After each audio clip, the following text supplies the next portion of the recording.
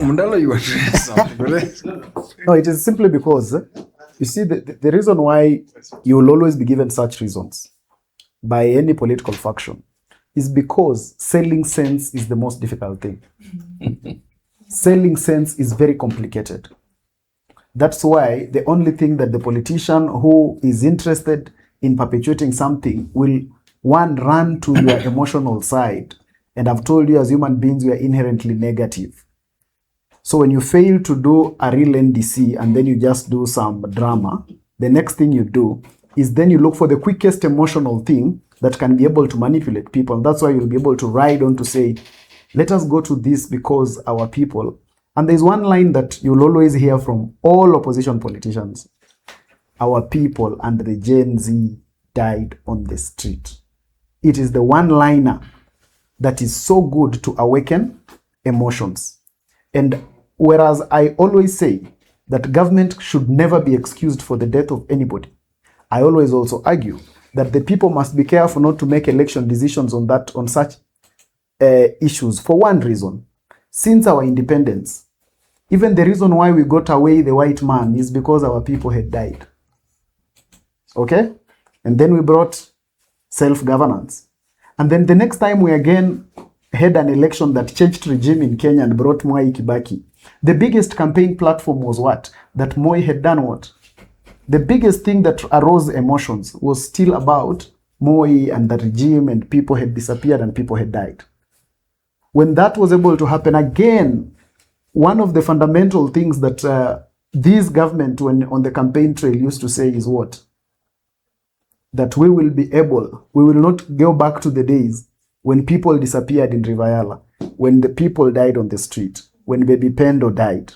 So as a people, we must change strategy. If we have to get the best governance, we must realize that there are some things that continuously keep happening. So we must then not use them as the sole basis of election, because some politicians know that we get so emotional with those issues. And that's why everyone, I can assure you, and it will not be those guys alone. All people will still come back and they'll tell you, let's go back to, it's called June 25th or something. Mm-hmm. Everyone will want to go to the street on that day. Why? Because it has become difficult. And President Ruto, I think, in my view, has become the first president to communicate so much to the people that he has made it so difficult to beat him on development. I don't think any other president has been able to do that successfully. To the extent that opposition wants to run away from a development conversation and say, no, those are now shiny things. It is always very rare for government to win a conversation, especially around development. He has done it so much, and the deliverables are so much here. You know, there was a time when you would be able to say, those houses, ni pesa wanakula, and such things. It is difficult today because people turn and they can see, this actually is a house. For heaven's sake. It is actually a house. Yeah? This actually is a market. Okay, no matter how much I hate President Ruto, no matter how much you hate President Ruto, when you see a market, can you really say it's a cow? It's a market. Yeah? No matter your feelings, when you see a house, it's actually a house. Yeah? When you go to affordable housing and you see people living in them, you are able to see people inside there.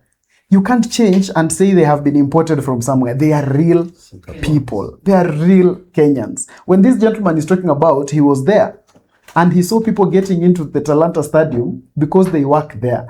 No matter, even if he was not a person who supports President Ruto, even if that feeling makes him get so annoyed, it could not stop those people from walking in. And the truth is that they're actually real people. They are, and I'm sure most of them are young people, and they are walking inside there and they're actually working there.